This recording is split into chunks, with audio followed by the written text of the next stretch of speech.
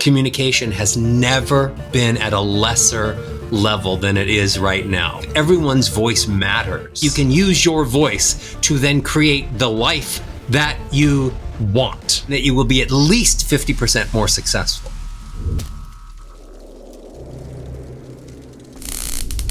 Hey, Roger, welcome to the show. Thank you so much. I'm excited.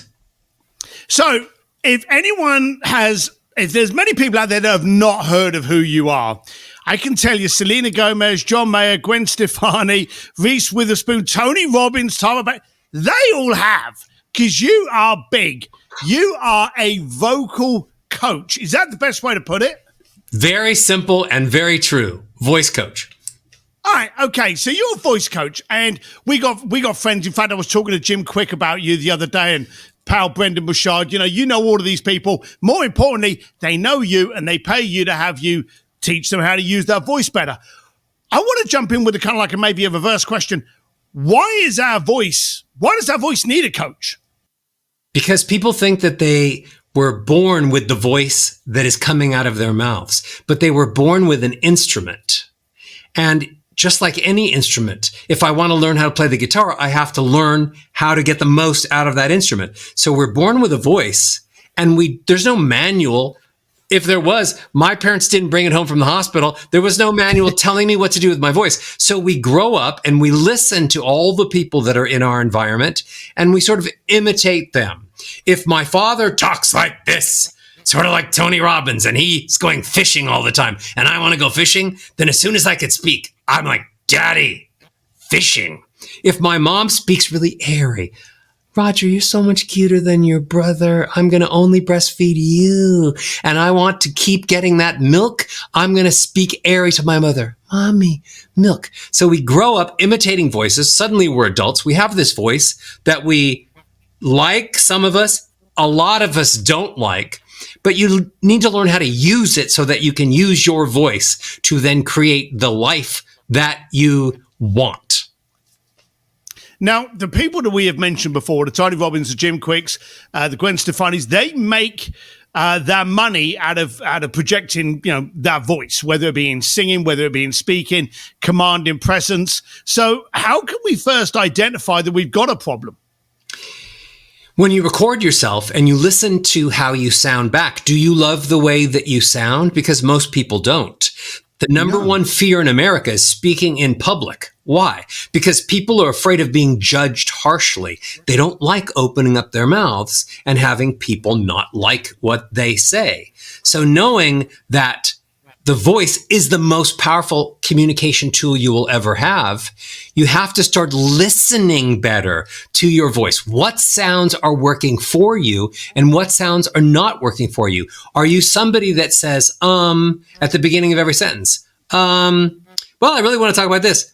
Well, do you know that every time you say, you sound duh, Are you somebody that speaks with a squeaky hinge or a vocal fry, and you think that that's cool? Maybe people think it's sexy, but the truth is it's you holding your breath and there's no pitch to it. There's no melody to it. Are the sounds you're using, are they working for you or not? So I get people to understand what they're supposed to be listening for, and then they can listen to themselves and say, I like that, I don't like that, and I'll change the things I don't like. Is it an easy transformation? Because you're right. A lot of people, even myself, I listen to other people's podcasts and I listen to other people on my podcast, and I'll quickly try to skip through my questions because even me, I'm kind of like, oh God, is anyone listening to this? So you're right. A lot of people are scared and intimidated and dislike their own voice. But is the transition from cleaning it up from what it is that a long process? Well, let's compare it to something. So if I want to play the piano, I could lock myself in a room for 7 to 10 hours a day and just practice scales. And maybe after, a short period of time, 7, 8, 10, 12 years, maybe I'll be able to play the piano well.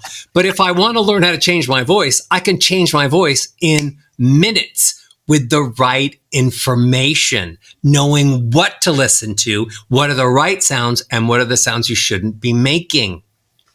It's easy. Now, I don't want to wait until the end. I've got a ton of questions for you, but there is a live event that you've got coming up. Why should people be part of that event? Oh, once a year, I do a live event, and this year I'm doing it in Nashville. It's called Sing for the Soul. And it's basically the idea of maybe you sing and you love it and you've discovered all the wonders of singing and how happy it makes you, how healthy it makes you, how much fun it is. But maybe you're someone who doesn't think you can sing at all.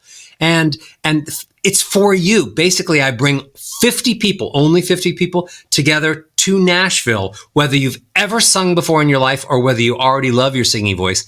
And we learn how to really sing so that we make our speaking voices as beautiful and as musical as our singing voices. And with a voice like that, whatever your business is, whoever you're talking to, you're going to change your voice and that will change your life. So it's a super fun event I do for 2 days in Nashville. This is the first ever at this location and this particular event. So if you want to spend time with me 2 days in Nashville, finding your voice, singing and speaking, that's perfect. We're going to put the links below in that. You're relating the singing to speaking better. If people were concerned about being able to speak, especially in public, they are mortified to actually sing. So I can understand well, if you can do this, you can do that. But how do you get people out of that shell to actually realize, A, there's a problem, and B, confronting it is the way to get rid of it? Fantastic question. Because I don't believe there's any difference between singing and speaking. You're using the vocal cords, you're using breathing. So I've broken it down into the very same things you have to do to speak are the very same things you need to control when you sing. You have to control your pitch, how high or low you go. Your volume, how loud and soft you go. Your pace, how fast and slow you go. And your melody, what kind of melodies do you have? And your tone. Are you airy all the time? Or are you a squeaky hinge all the time? If I can control pitch, pace, tone, melody, and volume, and I'm an expert at teaching people how to control those variables, then I can put that and make great speaking voices and great singing voices. Here's the thing. When I speak to you, the brain first processes for emotion and then for logic. So the voice and the brain don't think that words by themselves have any emotion. Let's do a little test. I'm going to say something to you, and then you're going to tell me how I feel about my wife and golf. You ready? Okay. I love my wife. I hate my wife. I love golf. I hate golf. How do I feel about my wife and golf? You sound mortified and upset about basically both of them. But you don't really know how. Well, no, yes, but no, I clearly, even though I said I love my wife and I love golf, you didn't believe me, right? No, absolutely not. The tone was way off. So what makes the brain process for emotion is the sounds that are attached to the words, the melodies, the volumes, the pacing changes. So I teach people what sounds to attach to the words that they say. And then when they speak, their speaking voice is like music to the listener's ears. It's not about singing. It's taking music and adding it to your speaking voice so that you can sound emotional, authentic, believable, trustworthy, and then you can have people like you when you actually speak to them. Now, we're both here in Los Angeles and Hollywood. Is this something that you grew up focusing on, or was there another industry you were aiming at that you then moved into? Give us some of the early Roger Love. Early Roger Love was just singing from birth, and realized early on that singing made me happy. Later on, I realized I could sing, and other people seemed to enjoy it as well. They smiled. Sometimes they gave me money, and they asked me to sing more. So I realized early on that singing was a good thing. By the time I was 13, I had convinced my parents to let me study with the most famous voice teacher in the world by virtue of the fact that he had all the biggest stars in the world, all the biggest singers, everybody from Frank Sinatra to Stevie Wonder to Barbra Streisand to Madonna. So I went to study with him at 13 and a half. At 16, he left to go to Canada to teach masterclass, and he asked me if I would come over after school and teach some lessons. I said, "Thank you so much for the respect, but I don't know how to teach." He said, "I'll pay you $100 an hour." I said, "I'll be there on Monday after school, and I'll have business cards printed." So on Monday, I showed up and my first lesson, never having taught before, only having learned, trying to be a good student, was Brian Wilson of the Beach Boys. Hey, yeah. And then the Jacksons, and then Stevie Wonder, and then the guys from Earth, Wind & Fire, and supergroup after supergroup after supergroup. And I was, of course, a 16-year-old kid, had no idea what he was doing. So I started the lesson like this. So, Brian, what problems are you having with your voice? And then he told me. And then I just started running the exercises because I could play the piano. Gug, gug, gug, gug, gug, gug, gug. And 6 months later, all of his students, all of my teacher students decided they wanted to stay with me when he came back from Canada, because in some twist of fate, I realized I could actually listen to people and work with their voices to make them better. And so he brought me in as a junior partner. So I kept going to school and all the way through college and doing everything I was doing, singing wise and music wise.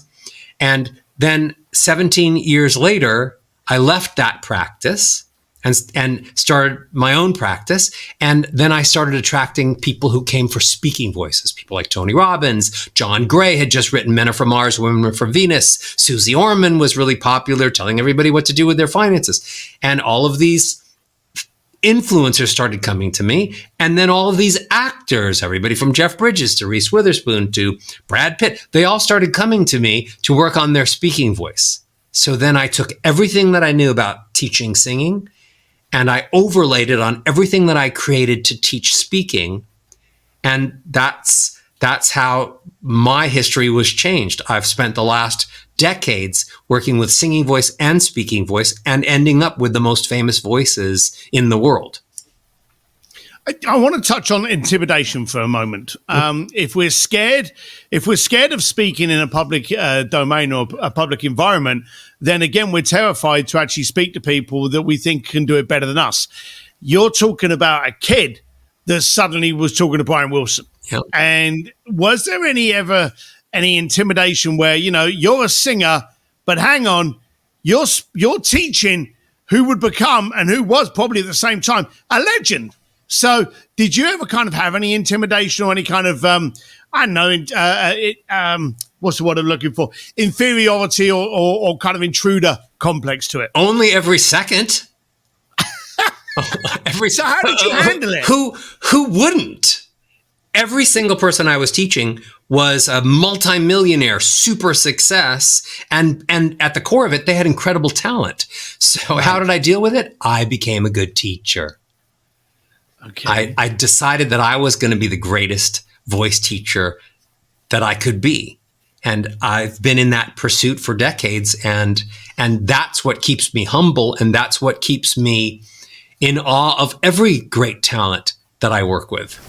Hey, I'm sorry for interrupting this podcast. I know it's a brilliant one, but I wanted to talk to you about your room, your connections. Now, we know full well that great things come from great connections and great rooms. Now, if you're in a room full of people that will challenge you, inspire you, motivate you, and support you, then great. But if not, then maybe I have the solution for you. Head on over to stevedsims.com, look up Sims Distillery there, and join our community of creative disruptors, those that are only not there to help you and motivate and actually give you information, but to support and answer questions. We very much vet the room to make sure that we support each other's growth. We all want each other to grow. So if you want to be in the right room, head on over to stevedsims.com/Sims Distillery, and I'll see you inside my room.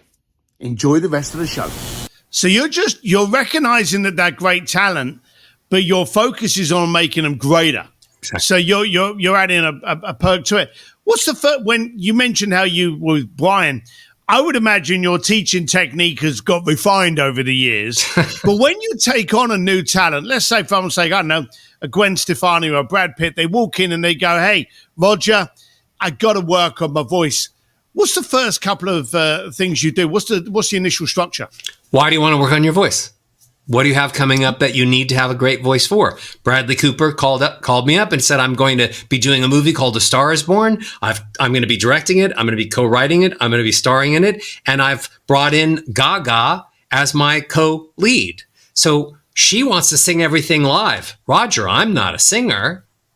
how can we work together? Because I want to sing and sound like a great singer next to her, or at least hold my own. So it's whatever they need. Someone comes in, Tony Robbins comes in, he's losing his voice all the time. And I say, okay, great. I can make it so that you can do your events and never lose your voice again. And that was 30 years ago, and he's still doing my vocal exercises. So it's based on the need of whatever the voice comes in. Is it I have a podcast and I want to have a top podcast, but I just don't feel I'm the greatest host I could be? Then I help them become a great host. If it's I'm taking over the broadcast booth for the CBS Fox Football Sunday show, and I'm already a superstar athlete, I'm going to work on that for their voice, whatever the person needs. If they're a salesperson and they want to be the top salesperson of the company, I'm going to show them how to use voice to influence people, to move them emotionally, so that by the end of every conversation, they have an infinitely greater chance of selling them something. So you've obviously worked with a lot of people from a wide range of industries, all trying to make their vocal skills better for different reasons. If I asked you to tell me or give me a poster child for a great voice, great vocal, great direction, great tonality, who would you say that poster child was? An actor like Ben Kingsley, Oprah Winfrey, so many great voices. There's infinite number of great voices. The thing is that every voice is different. So when people say to me, whose voice do you like? I say, I like everybody's voice, and I'm just going to tweak it to bring up the things that are going to make other people like it even more. So it's like asking me, hey, Roger, what kind of music do you like? Well, I like every kind of music. I might be fond on this song right now. I like listening to this, but I'm not going to compare rap to opera, to musical theater, to funk. You know, it's all different. I appreciate all voices. Every single voice on the planet is different. It's my job to save the world, one voice at a time. So I'm looking at everyone's voice as the potential of being a great, unique voice. Just to dissect that answer a little bit, you mentioned Ben Kingsley. Such a dramatic, great actor. Oh. His delivery in so many things, you know, as great character that you pulled up, okay? Anyone out there going, oh, I can't, Google him and then you go, oh, it's that guy. You've seen him everywhere. He is such a thespian. He's phenomenal at delivery.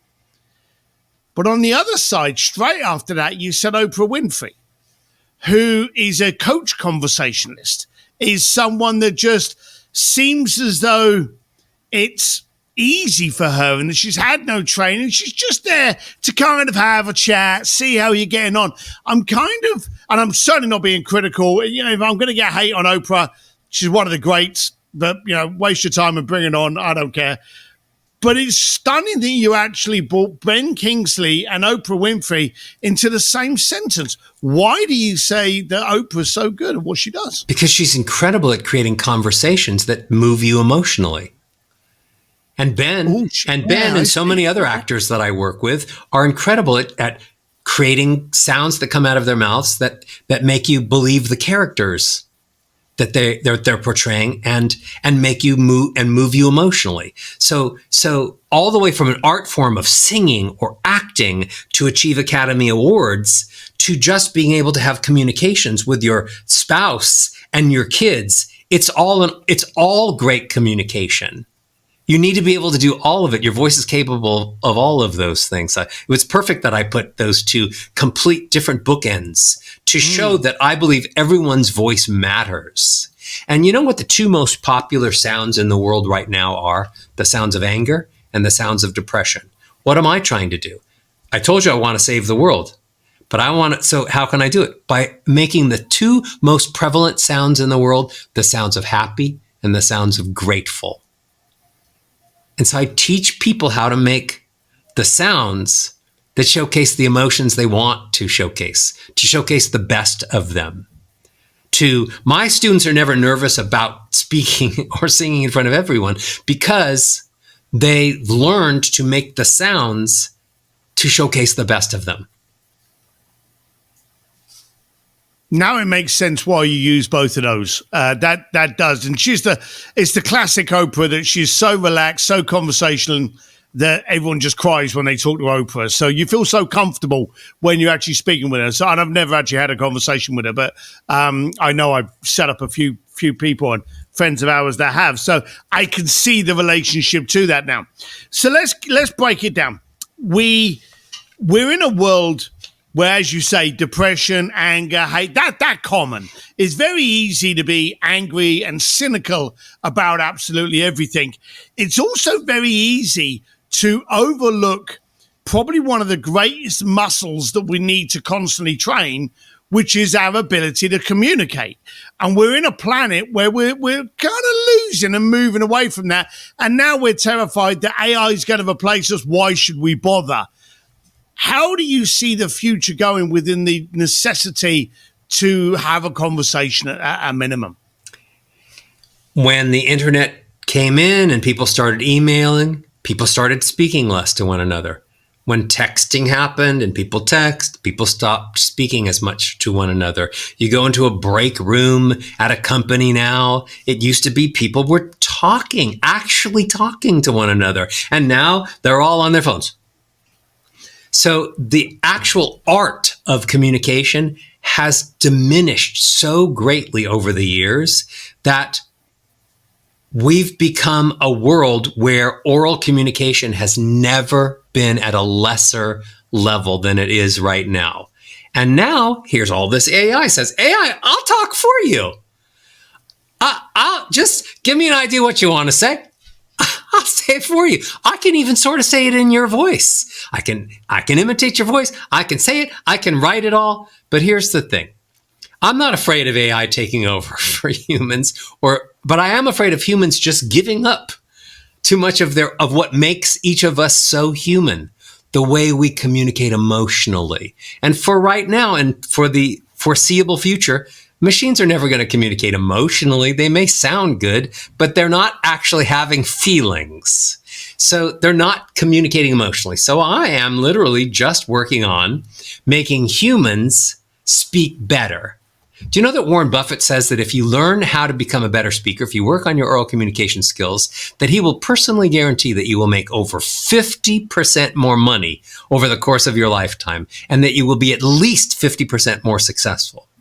I'm just trying to raise humanity so that we don't lose what's special about us, our voice. And I'm also helping teach machines how to communicate with humans.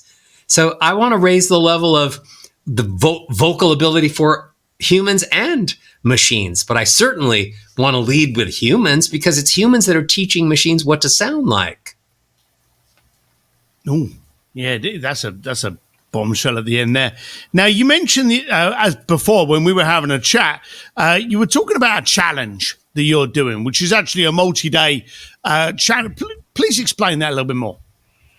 I have what's called a 7-day Love Your Voice free challenge. And I want to give it as a gift to anyone that listens to this broadcast. Basically, in about 10 or 12 minutes a day for 7 days, you pick the time, you pick the day that you start, you get to take a little lesson from me online. And every day I'll work on one part of your voice that's going to make you sound so much better. And by the end of 7 days, you will infinitely love your voice multiple times more than when you started. It'll make your voice sound so much better. Even if you've never had especially if you've never had a voice lesson in your life, this is your time to do it with me. It's free.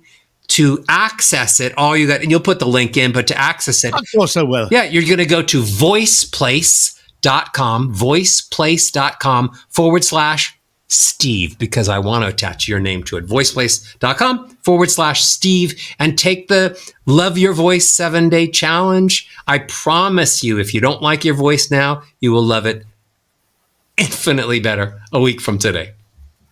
Now, we've named some friends of mine that have worked with you, so I'm actually calling out any of you listening to this podcast, take the challenge. I'm going to take the challenge. I want to see how it can go. For a start, it's free. It costs you 12 minutes of your time a day to be better. So how can that be bad? So I'm going to try as well. Reach out to me and let me know what you think. Let me know if you think this was horse shit, whether you're not, you're now thinking you're Ben Kingsley. Let me know. I really want to know what you think. And again, if you don't do the challenge, don't text me and bitch that it didn't work for you. So try it and let me know what you think. Now, what is next coming up for you? If you can name drop who you're working with or what you're working or what you think we need to be focusing on over the next, couple of years. I want to help you I want to tell your people what they should be thinking about today, this second, to change their voice. Because they've heard me talk a lot about voice, but I'm sure they're saying, well, could you give me some tips? Here's one really important tip. Most people, when they speak, they act like they're just one key on the piano and they kind of stay on one note all the time. This is my Roger note and I use it most of the time. Now, sometimes I get a little excited. I'm like, really? And then I come back to the Roger note. So most people are speaking what's called monotone, which means one voice. And when you speak in a monotone, people think they know what you're going to sound like next. And when they think they know what you're going to sound like next, they tune you out because they think they've heard it all and that they're smarter than you and you bored them to tears. So you can't just stay on one note the whole time. You got to mix it up. You got to go up and down like a song. You got to have melody. Now I'm going up. Now I'm going down. Now I'm on the same. So you have to add more melody to your voice, and people are not thinking about melody, but it's the melody of the voice that actually showcases a lot of the emotion you're feeling. For example, if I use ascending scales, which go from low to high, now I'm walking up the steps. Now I'm walking up the steps. Ascending scales make you sound happy. It's my birthday. I love chocolate cake. I love being here with Steve. This is amazing. That's an ascending scale. That's not what people do mostly. They use descending scales where they go from high to low. It's my birthday. I didn't get any presents. I love talking to Steve. Descending scales. They make you sound sad and bored and make everyone else sound sad and bored. And you're like, Roger, I'm not doing that. I'm like, oh, yes, you are. Every time you get to a comma, you're going down. Every time you get to a period and you're going down. You need more melody, especially ascending scales. So that's one tip. And in the beginning, you might think that Roger wants me to add more melody. I sound sort of like a circus clown. This is ridiculous. It's only because you were speaking so monotone before. And this will wake you up and wake everybody else that listens to you. Try it. I always say this, your speaking voice is not for you. If it was for you, then Mother Nature or God would have given you ears in your hands and then you'd speak like this. Hello, Roger, I'm talking to you. But your ears are over here. So who's your voice for? Anyone that's standing in front of you and listening. Sound comes out of my mouth and goes this way. The goal is to create a voice that other people like listening to. So that's the first tip. More melody. Listen and watch how people react to you. Watch how they don't interrupt you. Watch how they get more excited to talk to you. Watch how much longer they talk to you. Watch how much they remember you. Second thing, most people speak when they're holding their breath. So what happens is they're talking and they wonder why they're running out of breath and they're wondering why they don't sound very good and they sound like kind of squeaky hinge like I talked about before. You're supposed to breathe in through your nose and pretend you have a balloon in your stomach. So I take a breath. Then my stomach comes forward as if I swallowed a balloon. Then, tip number 2, I'm only supposed to speak while my stomach is coming back in. Most people have their stomach totally not moving at all when they're speaking. You, Steve, put your hand on your stomach. Count to 10 for me. 1, 2. Roger says, I'm wondering what I do with my stomach when I speak, Roger. 1, 2, 3, 4, 5, 6, 7, 8, 9, 10. Is your stomach slowly moving in the whole time you speak? I was actually it was moving in, yeah. Great. 90% of people in the world don't do that. You're special, okay? Most people, when they do that same test and they start talking, they realize their stomach is not moving. Maybe they're just trying to hold their abs tight so that they look good on the beach in a bathing suit, male or female, but they've locked their stomach muscles. And that's like an accordion stuck in the out position. But an accordion stuck in the out position can't play. It's got to go out, and then you got to bring the hands together. So you have to learn to speak while your stomach is coming back in. That sends this solid stream of air flowing out of your mouth, and then the words ride out on it, and they sound so much more musical. Those are two hints. That makes a difference. I wonder how many people, if they record themselves or if they record themselves in a meeting, if they go back to it and they actually find out how flat they actually are. And you're correct. When someone's monotone, you've turned off. I had a friend of mine, Joel Weldon, used to say that you've got to use it like the torch with a cat. You've got to keep it moving around, keep the attention there. And it's delivery. It's the tonality, it's the delivery, which is going to make you sound more interesting. If you've got great content, but bad delivery, it's not going to be received. That goes right back to what I said. Words are not emotional. You need to find the sounds of emotion, lots of musical sounds. You need to add that to the words, and then people will listen. Then people will never judge you harshly. Then people will, again, like I said before, think that everything you say is music to their ears. They don't want you to just have one emotion, and they don't want to have one emotion the whole time they're listening to you. They don't want to be happy all the time. It's too exhausting. They don't want to be sad all the time. It's too exhausting. They want to have surprises in conversations. So whether I'm asking you to marry me, or whether I'm asking you to buy something, or whether I'm asking if you want to be my friend, the goal of a great conversation is to take people through different emotions. Oh, that's beautiful. We're going to put in about your challenge. We're going to put in about your event over in Nashville. What's the best way for people to follow you and just find out more about you, though? You can go to rogerlove.com. You can go to the official Roger Love. You can go to Instagram, TikTok. I'm all over social media, but basically go to rogerlove.com, go to voiceplace.com/Steve, and that'll start you in the 7 days of free lessons. That's where I would start. That's brilliant. I've got to admit, your name's absolutely fantastic. Sounds like a character from a James Bond movie. It's just brilliant. So congratulations. Look, thank you so much for spending time with us today and educating us and telling us the power and the focus we need to have on our voice. Appreciate it. Thanks for coming on the show. Thank you so much. I'll talk to you soon. Hey, thanks for listening to the podcast. You know what to do. If you love it, share, subscribe, but more than anything, do something with it. And remember, life's too short to play it safe. So disrupt, connect, and grow. See you next time.